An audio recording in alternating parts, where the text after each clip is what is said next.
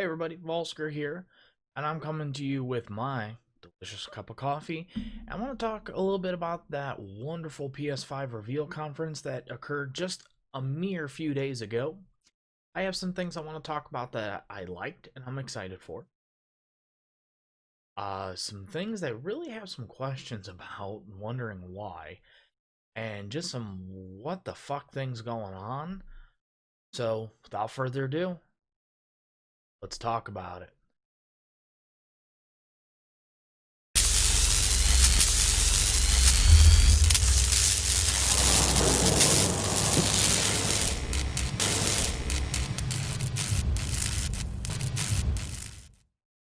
Alrighty, so PlayStation 5 reveal conference, June 11th. Uh, Honestly, we got a chance to see quite a few games and the hardware itself. So let's go ahead and let's start with some of the things that I really liked and I'm excited for. So, one of the first big reveals was the Ratchet and Clank Rift Apart. It is a brand new Ratchet and Clank game that is being built ground up for the PS5. And right off the bat, you can tell just how gorgeous this game looks. There's been some comparisons showing just like what the remaster from 4 versus what the ground up from 5 looks like, and it's night and day in just the minute details. Um, in like Ratchet and Clank's body, from the fur, the metallic reflections, just the details are insane. And what's really cool about this particular game is with Rift Apart is it's interdimensional.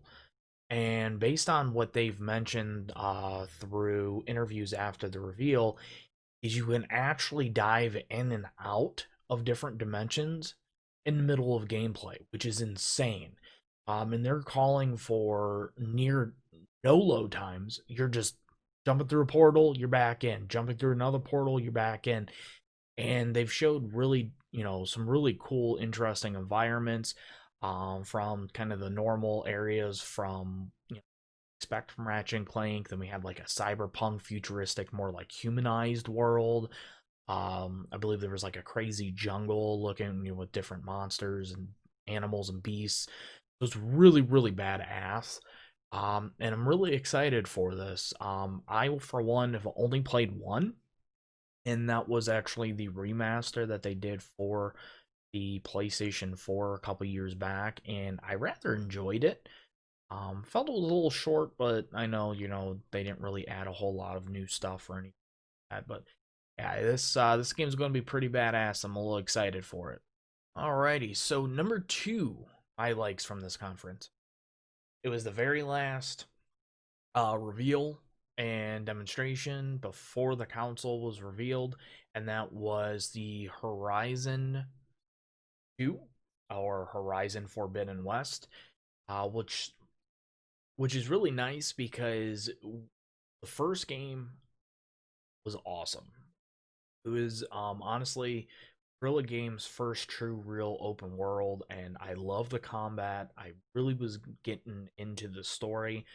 Fortunately, I never got a chance to play the DLC guy, but I felt there was a lot more they could probably go with this, with story wise. So I'm excited to see. Now the reveal unfortunately didn't show a lot of the mechanical beast. It focused more on this whatever this new villain is. It's basically like poisoning the world, and it shows her like walk up to like a fox type animal and it's dying, and you see this like robotic rope connection to the water, and these red tinted, like, it looks like basically poison. And then it kind of showed like this big turtle frog type beast kind of come out of the water. Um, and then it focused a lot from there on like enemy tribes, which seemed pretty interesting. So I'm curious to see where they're going. Now it was cool that some of like the tribe masters, warriors were actually on top of like gigantic elephant type beasts, mechanical elephants, which pretty badass. So I'm really curious to see what they're doing to you know improve and innovate the gameplay, but honestly, I loved the first one and I'm super excited to see where this goes. Resident Evil 8 or Resident Evil Village or Village Resident Evil 8. So this has been talked about for a while. Some really heavy rumors dropped months ago, and this one I'm excited for. I know there's a lot of hate on 7, even though it was innovative, it was different, and it still at its heart was a Resident Evil game. This appears to be just taking 7 and going to the next level. See some like creepy kind of castle type mansion areas, kind of like frozen based environments, kind of like an Iceland or something like that. They haven't really said where exactly it takes place. And then it does show what people are flipping their shit about in potentially evil Chris Redfield, which is awesome. And then you do pick up from the protagonist from 7, Ethan, and really, I'm really curious where this is going. I mean, we get werewolves, which people are really complaining about. And at first thought, I was like, what? That werewolf? But we don't know how this is coming into play. I mean, for fans of 4, like I was, that virus, and that mutation was completely different than zombies. And let's be honest, we've had zombified dogs, the lickers and the hunters, which are clawed beast or half brain sticking out on all fours, long tongue. We've seen a lot of different mutations, so honestly, I don't think this is really that different, and it's just that next step up to create a true survival horror. Now, continuing the first person, getting that immersion, super excited. What the hell is going on with Chris? We have to find out. Alrighty, and the next one that I'm excited for, and this was really interesting. Like, I looked at it at first, I was like, but that's a Deathloop. It looks like it's a little, it's a first-person shooter, a little bit of survival in it. And basically what I got out of the trailer was there's a bunch of different assassins, all enemies, trapped in a loop, and you have to survive and break the loop. Every time you die, you kind of start back. So kind of like Happy Death Day type shit. So I find it interesting because they show from the guy's point of view and perspective at first through most of the trailer, and then you're going through, and he even talks about, he's like, I can't fucking break this. I got to break this loop. You keep killing me, and no matter, I get farther and farther, but I keep coming back. I won't fucking stay down.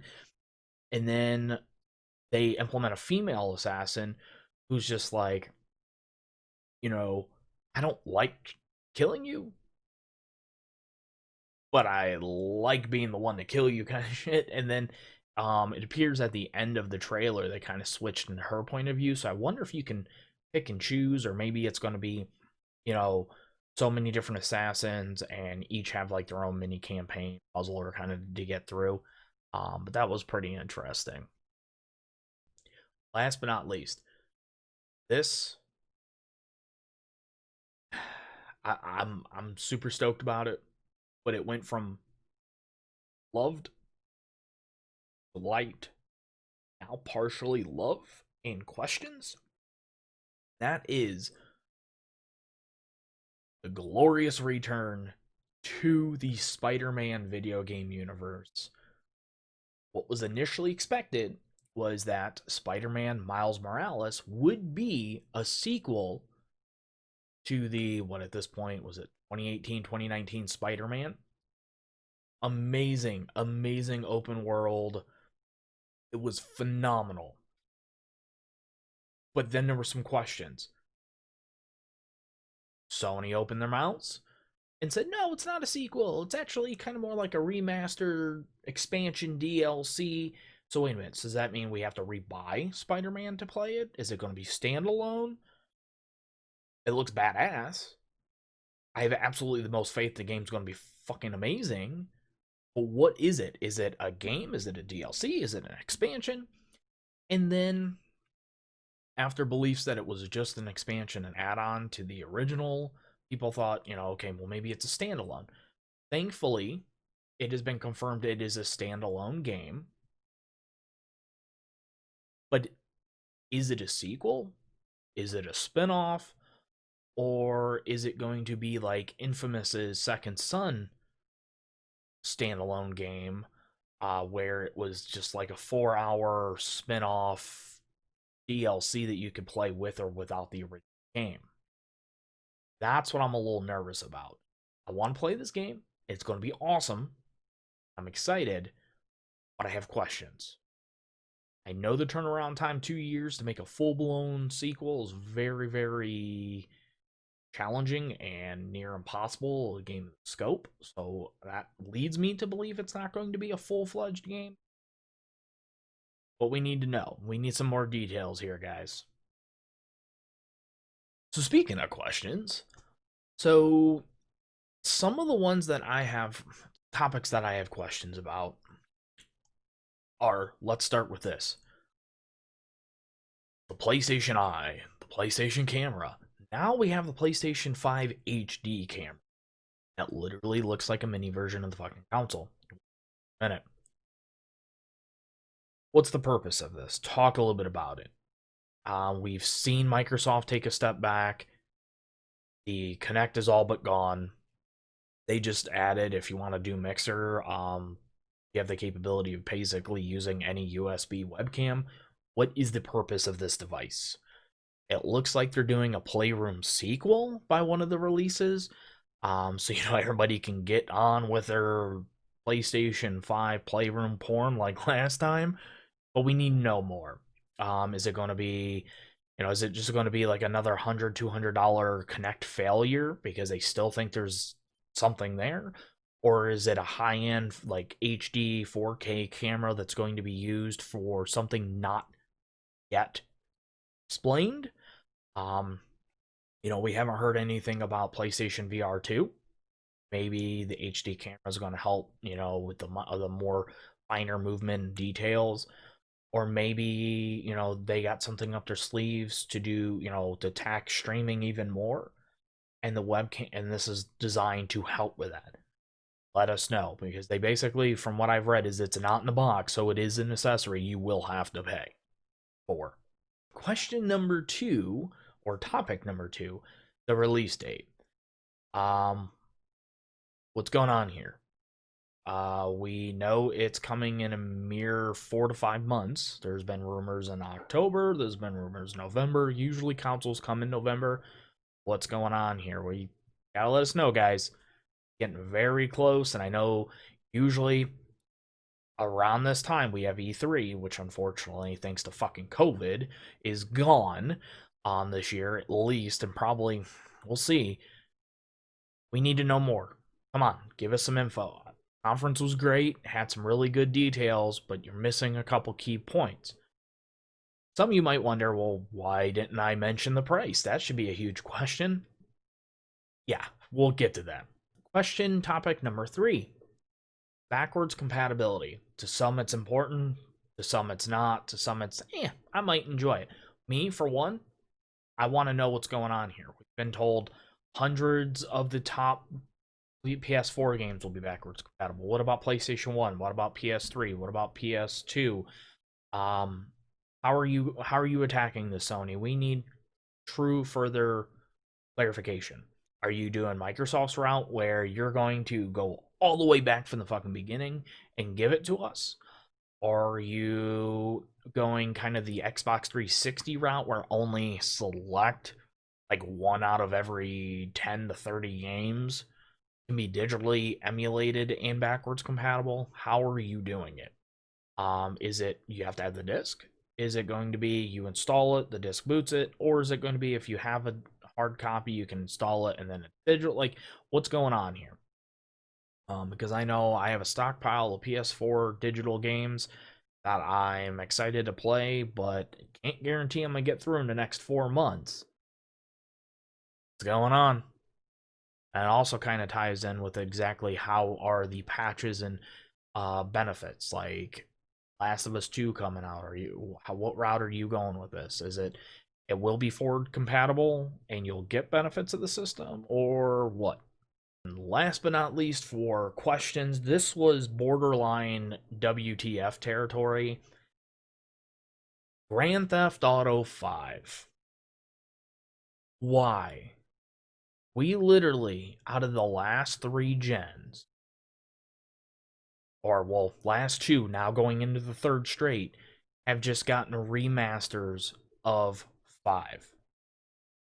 Why? What is going on here? Obviously, they're making tons of fucking money. Their online is amazing. It's truly innovative. They keep throwing, DLC. They keep throwing content. You can own, casinos and game rooms, and you can heist. It's awesome. But you're not touching the story for the campaign. And 5's campaign was actually the only one that I've ever actually finished, and I loved it, and I want more of it. Totally unintentional. Yeah, like, I'm fine if you're going to give us more content with the campaign, not just online. Or at this point, make online its own and start working on a campaign. Now, to that point, they did mention there's some rumors around it that PlayStation 5 owners will get the online portion in 2021 for free. And then I also read some rumors that if you have like a PS4 copy, you might get the 5 for free. So there's a lot going on with this. Rockstar, you gotta let us know. Come on. And is this PlayStation 5 exclusive? I've heard rumors that only mentioning 5, some mentioning Xbox Series X, the online portion for free, only for 5. Like, what is going on? That's definitely some questions there. Now, let's talk a little bit about some of those WTFs. Let's start right with the elephant in the room. The look of this thing. This thing looks absolutely hideous. And there's surveys out there going each different direction. Some are like 25 hate it, 75% love it. Some are 50 plus hate it. It's all over the place. But the memes on this are ridiculous. You're seeing memes, how bad this thing looks, from the Pope's hat to My Hero Academia characters to people just simply calling it the router. Because it literally looks like the router that you would have. You've probably spent $300-400 on it because you want to get the best top-notch Wi-Fi 6. What the hell? This thing is horribly hideous. And what makes it even worse is you got white sandwiching a black square. It looks awful. Now, just to kind of branch off of that, there was some talk, somebody asking about why they went with this design. And Sony Interactive Entertainment President Jim Ryan quoted, "The PlayStation sits in the living area of most homes, and we kind of felt it would be nice to provide a design that would really grace most living areas. That's what we've tried to do, and we think we've been successful at that." Yeah, it's going to look absolutely amazing in my entertainment stand surrounded by my bookshelves, and everything is black or extremely dark colored. And you're just going to look and you're going to see some massive, weird, bright ass white sandwich thing. No. And then people are wondering, how tall is this? They're showing comparisons to where it is literally it looks like another 3 to 5 inches taller than the Xbox Series X. So this gen coming to you, we have the mini fridge and the router. The price. Are you guys questioning, wondering? Like, yeah, that's a huge question, but it's more what the fuck at this point. Because I've seen a couple articles, and I believe it was quoted to be on PlayAsia, which is an import website. There was a placeholder for early pre-holders at $700. 700. That is horrible. You guys remember how bad that the PlayStation 3 was? That when they launched at $499 and $599, and we got that wonderful backwards compatibility because the PS2 chip was in there, and then what did they do to cut cost? They removed that chip. Now we're looking at something near potentially $700. Let's not forget early rumors about the SSD drives for this, since it is using a higher spec, newer technology. Some of those SSDs to replace and expand your storage are looking at $300 to $400 currently for about 1 terabyte. You potentially will be walking out of the store or having it delivered, not through Amazon, because God fucking they can't deliver shit on time anymore. You're potentially looking at a 700 plus console. If you want to expand your storage, add another couple hundred on there, and then God forbid you want at least a couple games, you are looking easily at spending well over $1,000 just to get started on this system. Let that soak in for a minute. So, speaking of storage space, they also announced that there will be 2 models of the system. They are using a diskless system as part 2. Now, we saw the Xbox, Microsoft do this with the Xbox. I haven't read reports that it has been selling that well, but you know, it's good to get a $150, $200 system, put it in a room where maybe you just want to download some free shit like Fortnite or something. Maybe, yeah, a 9-year-old that owns an Xbox One S, 5 games, and then has a Switch with probably about 10 games, and all she wants to do is play Fortnite. But the way that I can see this going is, one, want your $500 system? We're going to put $700 for the disc system, and then we're going to make this $500. Excuse me. From earlier reports, we're not even getting a system with a full terabyte because they are marketing at something like 850, 870 gigabytes for the SSD.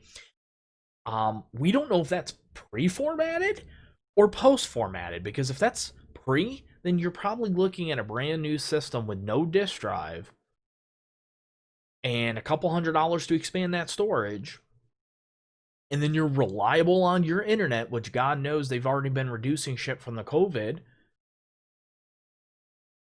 and you might have, what, 857, you might have something around 600 to 700 gigs. Best save up some money for that shit, because you're going to have to sit there interchange stuff nonstop. I hope to God this doesn't go the Vita route.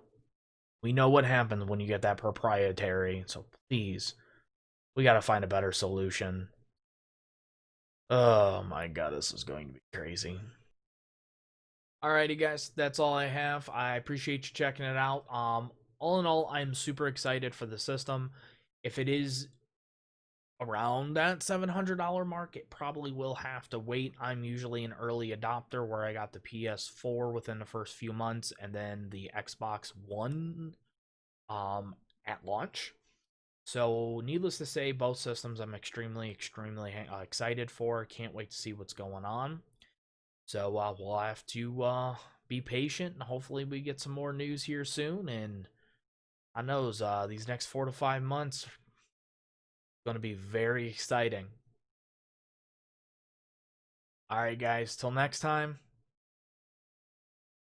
Vulsker is out.